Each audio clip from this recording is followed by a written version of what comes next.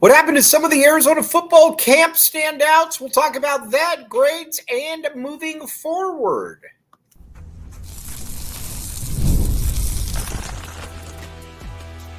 You are Locked On Wildcats, your daily podcast on the Arizona Wildcats. Part of the Locked On Podcast Network, your team every day. Thanks for keeping it locked on Wildcats and making this your first listen of the day. I'm your host, Mike Luke. This show is brought to you today by FanDuel. Check it out. FanDuel, again, college football is here. Not only is college football here, college basketball is right around the corner. NFL, check it out, FanDuel.com. All right, now we're going to talk about some of the players in camp that absolutely dominated, and we have heard next to nothing from them, and we are going to try to ascertain what exactly has occurred. And we'll go offense, we'll go defense, we're going to go unit grades, we're going to get moving forward, all kinds of really, really good stuff. But first, on offense, the first one that I think we need to talk about is Jeremiah Patterson. Jeremiah Patterson, all throughout camp, was dominant. He was scintillating. The amount of accolades that you could give the young man were they were immense. I'll put it to you like that. And watching Patterson, you just knew that he was quick, he was strong, and he was making people miss. Honestly, he looked a lot like Jacob Cowing. He really did. He looked like he had kind of that type of burst to him, and you just haven't really seen any of that. Now, I know what I saw in camp. And again, this wasn't something where it looked like fortuitous or it looked like, he was just kind of in the right place at the right time. He was a absolute monster. And you haven't seen, obviously, any of that. And I think that's been a very, very frustrating part to this team and what has gone on. Now, when I do watch him, I'm thinking to myself that maybe Arizona, maybe they're not using him right. I don't know. But he was basically uncoverable during camp, and you've seen flashes of that. But I also don't think that the offense is putting him in the right position to be able to succeed, and I think that's a little bit of an issue as well. Watching him, you just know that you got to be able to get him the ball where he can make, and you got to be able to get him the ball quickly. If you don't get him the ball quickly, I think that's something that is going to be that can be an issue, because that's the other thing too with this. I do think that we are at the point now where you do know that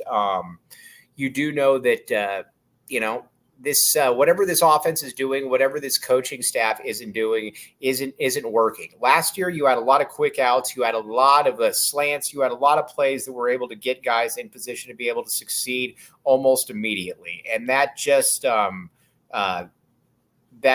isn't really the case now. So we will find that out. Now, I think something that is also fascinating about this is that when you've got a player like him that's not the biggest dude in the world, you got to be able to get him the ball quickly. Arizona has not done a good job of that. They haven't come close to doing a good job of that, and that's something that they need to be able to do. It's been frustrating watching this because I think you feel that this should be the case, and this really hasn't been the case at all. So again, we will find out that one. But Jeremiah Patterson, I am not giving up on him at all, but it has been somewhat frustrating because Jeremiah Patterson is he was the one dude that I think Arizona needed to be able to make a difference, and that has not been the case. Not only has that not been the case, that hasn't come even close to the case. Now, the other one, too, is Keyan Burnett. Keyan Burnett was another one. This is an ex-four-star kid out of California, and was committed to USC. Generally, kids that are committed to USC, they generally turn out to be really, really good. This has been a frustrating aspect for him because the tight end was utilized all throughout camp. Not only was it utilized all throughout camp, it was a situation where you watched him and you're like, man, this is going to be a real strong suit of the team. Not only a real strong suit of the team, something where I think a lot of people were thinking that Arizona could be a real problem with the tight end, and Keyan Burnett was very much at the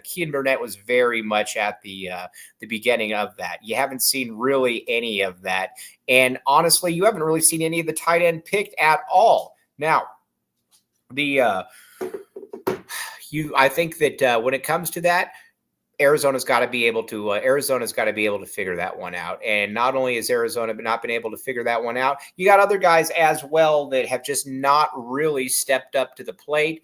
And not only have you not seen them step up to the plate, you haven't seen the you've not only have you not seen that, you have to be able to see him get to the point where 4 or 5 of these tight ends are being utilized, because Brent Brennan said, we are going to utilize the tight end. Not only are we going to utilize the tight end, we're going to utilize it a lot. And you just haven't seen really any of that. And I think that's just what's so frustrating for so many Arizona fans, is that you haven't seen any of that at all. And I think you would like to be able to see something. But Keyan Burnett has to be up there. Keyan Burnett looked wildly good all throughout camp. And he looked like an NFL player. That has just not been the case so far this year. I think that's also what's a little bit frustrating. Also, by the way, shout out Rich Carrillo on here listening. Rich listens to the show all the time. Rich blocks everybody. Rich is a secret admirer. But now, when also at the tight ends, on the offensive line, then I can't really say anything about Rhino because Rhino's been hurt, so I'm not going to really go there. I will say Speedy Luke hasn't really been utilized. I would utilize him more. I think you've got to be able to, if you're only going to give him 3 to 4 touches per game, then I think you just redshirt him. If you're not going to redshirt him, then I think that's I think that you're just kind of wasting the young man's talents there. But that's kind of where it's at. And with Keyan Burnett, especially if you're going to utilize the tight ends, you've got to be able to utilize the tight ends, and you've got to be able to find somebody that like Keyan Burnett that can take advantage of that. And there's no reason that he shouldn't be. Now, some of the complaints too are that he's running too deep a route, or that they're running too deep a routes. I don't really care what the complaints are. You've got to be able to fix this issue. And not only do you have to be able to fix this issue, you have to be able to you've got to be able to find out where exactly what's going wrong, because that's a big part of it. You needed to have these guys in your vertical passing game, and there just hasn't really been any of that. With then moving over to the defensive side, which there's been a couple guys. Let's start in the secondary. Owen Goss looked like a really, really good contributor. And again, it wasn't like he was, I don't want to sit here and say that anybody thought he was going to be like an All-American or something, but he looked good. He looked like somebody that was going to be able to kind of fit into that Martell Irby role where you're kind of a jack of all trades. And that certainly has not been the case. Hopefully Arizona is able to get that one figured out, but I also look at it and I don't have a lot of faith that is going to be the case, especially with what we've seen. But Owen Goss was a dude that looked like he could really be a problem, and he has been next to nowhere. And I think that's an issue. The problem is, I think with so many of these guys in camp, is that what you saw. Now, again, defensively, it's a little bit different. I get that. but offensively, I'm going to keep going back to, I know exactly what I saw. And these were players that just, that absolutely looked the part. And right now, you're just not seeing it. And I think that's what's frustrating for so many Arizona fans, and honestly, people that went to practice, is that you're just really not seeing it. Now, with and then we're going to keep talking about it. Some other guys look on the defensive line as well. I was never a huge fan of Chuba May, but this coaching staff certainly was. And Chuba has not looked good. Obviously, Chuba has struggled immensely.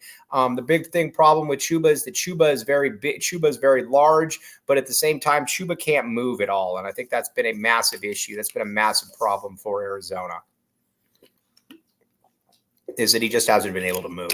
And I thought the decision to move on from BBN, Big Bill Norton, was an odd one, but that was kind of the coaching staff's prerogative. But that one has not worked out, and not only has it not worked out, it has been a disaster.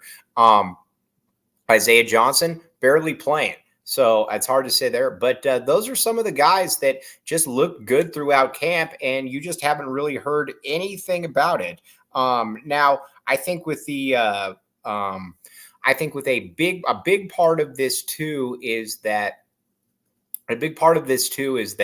with this the two that I'm just going to keep coming back to, though, I'm going to keep coming back to Keyan Burnett and Jeremiah Patterson. Those guys have to be big keys for it, and we just haven't really seen that at all. Now we're going to grade out this team in just a second, but first, we need to talk about eBay Motors. eBay Motors. All right, with eBay Motors, cut out the middleman. That is the big thing about it. Millions of parts for your MVP. Win every time with parts that fit your ride. Again, check it out, eBay Motors. Great thing about eBay Motors, too, is that I think you're probably tired of getting screwed over by somebody, and you're like, all right, well, I can get this, I feel like I'm kind of being screwed over. eBay Motors says, do not worry. Keep your ride or die alive at ebaymotors.com. Eligible items only. Exclusions apply. eBay guaranteed fit only available to U.S. customers. Again, eBay Motors has been a lifesaver for a lot of people, and that's why they're there. They're there to be able to help you. So again, eBay Motors, check that one out. Another one, going to thank me later on in the process for this. eBay Motors, all kinds of stuff. Like I said, bunch of parts that fit your ride. Thanks for keeping it locked on Wildcats and making this your first listen of the day. I am your host, Mike Luke. All right, now let's talk a little bit. Let's talk a little bit now. Let's go unit grades at this point and just kind of where we're at. Now, again, I think it's going to be a little bit of a cop out here and there because I do blame the coaching. I do blame much of this on coaching. I think there's been some terrible coaching in play, but it is what it is. We're going to have some fun talking about this. The first one is why don't we go with the quarterback? The quarterback with Noah, I've just got to go with the C. Listen, Noah Fifita did not just forget how to play football. He didn't just become a non-cerebral player overnight. That's just not how this works. But there's also been stuff where he's missed. He missed that. That was a big miss that he missed to T-Mac over the middle. He's got to be able to hit that. The game could become entirely different if he hits that throw. And the other one too is that there's been throws where he's had guys and it looks like he's just kind of backing up. That can't happen. And not only can that not happen, it has to be something that's corrected. But overall, though, I also look at Dino Babers' offense, and I have no clue what Dino Babers is doing.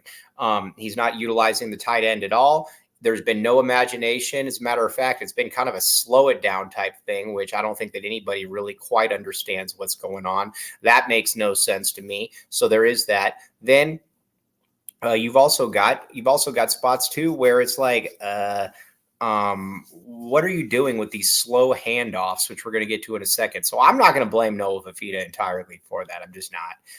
But he's got to be better. I'm going with the C. Running backs, I'm fine with. Running backs to me are a solid B. Quali Conley has been solid. I don't expect Ja'Cory Krosky-Merritt to play at all this season. I think that that one probably got caught there. But Quali Conley, he's good. I like Quali. He is a very instinctive running back. He is able to get down. He's able to get downhill. He's also able to make people miss, and he runs with power. I like Quali Conley a great deal. I think he's a good running back, and I think Arizona is very lucky to have him. I'll put it at a B. My biggest concerns is I would love to see Speedy Luke out there more. Haven't seen him out at all, and I think that's been frustrating for a lot of Arizona fans is that you haven't seen Speedy. I wanted to see Speedy out there. Haven't really seen him out really at all. And, when he's had opportunities, he's been pretty good. But again, you need to be able to see more of Fam. I also like Kedrick Risano a lot. Like to see him in there. But overall, I'm more than okay with how this running back unit has played out. Fine with that. Now, the offensive line, I'm going to go with C-. I have not been impressed by Josh Oglesby so far, but again, that might change. He inherited a lot of experience on this team. And Big Jonah Savanea, you have a first-round pick. He is I've never understood why they didn't put him at left tackle. When you've got a player of that ilk, put him where he is best, and they have not done that. They haven't come close to doing that. That has been frustrating, but Big Jonah is obviously the man. Big Jonah is a fantastic football player, as we all know. Wendell Moy's been solid. Josh Baker's been solid. Outside of Rhino, obviously struggled against Kansas State. He's been injured, though, a little bit. That other guard position, I don't understand why they're not playing Leif. That makes no sense to me whatsoever. But I do overall, though, the line has not been good. There's been a lot of dumb penalties. There's been a lot of just head scratching moments like, what are we doing out here? It just hasn't been good. It hasn't been impressive at all. I think Arizona's got to be significantly better on the offensive line. So I'm going probably a C- there. And then at that tight end position, we just got to go an I. It hasn't been utilized. Brennan said that they were going to utilize the tight end a ton. Haven't seen that in the least. Not only have you not seen that, you haven't seen them really even try. That to me is a little bit of an issue, is that, this was supposed to be a very good tight end unit. Haven't really seen any of that. I think that's a problem. And I think that's going to continue to be a problem is if you don't utilize it, because again, that was going to be a big part of what Brent Brennan was saying that he was going to do, is that he wanted to utilize the tight end, and you just haven't seen that. And I think that's what's a little bit frustrating about just watching this all unfold. So I'm going to give an I there. But overall on the offense, you got to give the offense a D. It was pretty good against New Mexico. It was downright atrocious against NAU and against Kansas State. You had one touchdown to start it, and then after that, it was downhill from there. It looked terrible. There's no other way around it. And Dino Babers, you got to give Dino Babers, I think, is an OC right now, an F. There's really no way around it. The game at this point, again, we're only 3 games in, so there is that. I mean, he certainly bounced back, learned some things, but the game looks like it has passed him by at this stage. He looks just very slow adapting. And I think that's something, if you're an Arizona fan, that you got to be a little bit concerned about, because this was supposed to be the strength of the team. This was supposed to be an offense that was going to be able to put up points and put up a lot of points. And so far, you haven't seen any of that. The only player that has been really, really good has been T-Mac. By the way, with the wide receivers, that's an interesting grade, because with T-Mac, you're going to give T-Mac an A+. I think T-Mac's probably the best wide receiver he is. He's the best wide receiver in the country. He might be the best football player in the country. He's that good. But after that, there's been next to nothing. Like we talked about, Jeremiah Patterson, haven't heard from him. Montana Lamonius Craig, I give him a little bit of credit, 6 for 70. But overall, Malachi Riley, before he got hurt, didn't really hear from him. This was just a unit that you have seen next to nothing from. And I think that's what's frustrating about this, is that you've seen next to nothing from that. Okay, now. Let's get to the end. So overall, like I said, and with Dino Babers, I give Dino Babers an F, because there's too much talent on this for them to be playing the way they are. Now let's get to the defense here. Defense to me is interesting, because he played very well against NAU. It was obviously atrocious against New Mexico, but then against Kansas State, even though it looked less than great, it only gave up 7 points through 2.5 quarters. So I can't sit here and just bag on the defense, especially because it doesn't have anywhere near the talent that some of these other teams have. I do think that the secondary has been okay. Let's start with the secondary first. With the secondary, I don't look at the secondary and say that it's been a massive problem. There are some guys that Marquise Groves-Killebrew, I got to give Marquise Groves-Killebrew a lot of credit. He has played really, really good football, and he's been somebody that I think has been very, very good. With Groves-Killebrew, though, you also got Jacario Davis opposite him. With Jacario Davis, I think he's a good football player. I really do. But I think you also have to understand, too, that he's not quite as good as maybe some people were hyping him. I think he's going to play in the NFL for a long time. And I do think that he's going to be, he's going to be in the NFL, but he's not an Antoine Cason type. He's not that good. And I think that he is you watch him and he's done some stupid things this year. But he's been targeted 14 times, given up 7 completions.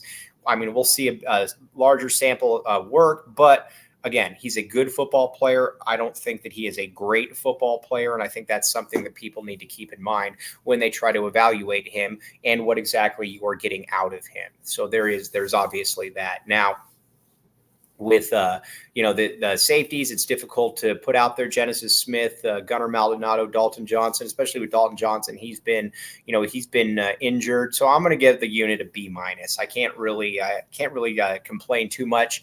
We're going to talk about the linebackers then and the D line here in a second. But first, FanDuel. All right, like I said, college football is here. That's the great thing about it. And FanDuel, check it out. I think with FanDuel, you know that the best thing about it is you know for a fact your money is good. Visit FanDuel.com to look at odds, to include all kinds of really good stuff. We have something a little bit different for you now. All FanDuel customers can bet $5 and get a 3-week free trial of NFL Sunday Ticket from YouTube and YouTube TV. Wow, it doesn't really get any better than that. Like I said, we always talk about, your money is good. Check it out at FanDuel.com. Another one of these ones. Going to thank me later. Thanks for keeping it locked on Wildcats and making this your first listen of the day. I am your host, Mike Luke. Okay, now. Sorry, very thirsty today. Let's talk a little bit now